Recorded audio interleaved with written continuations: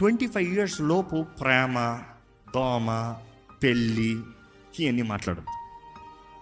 Too early, wrong step, wrong. ఎందుకంటే ఆ వయసులోకి నువ్వెవరో తెలుసుకోవాలి. మొదట నీలో దేవుడు ఏం పెట్టాడో తెలుసుకోవాలి. మొదట నీ బ్రతుకు ఏంటో తెలుసుకోవాలి.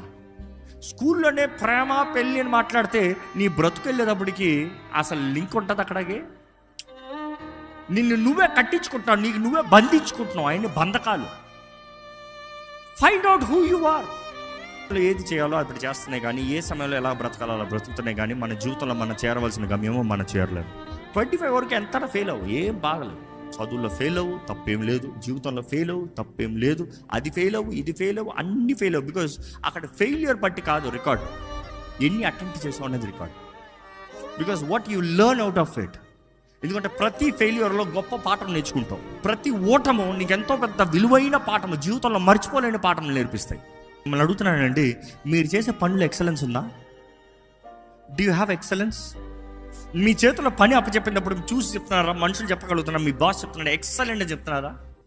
లేకపోతే నువ్వు చేసే పనిలో నువ్వు చేసిన సూపర్ అని ఎవరైనా చెప్పగలుగుతున్నారా? మనుషులు చూస్తున్నారని పని చేయొద్దు, దేవుడు చూస్తున్నాడని జాగ్రత్తగా పని చేయి.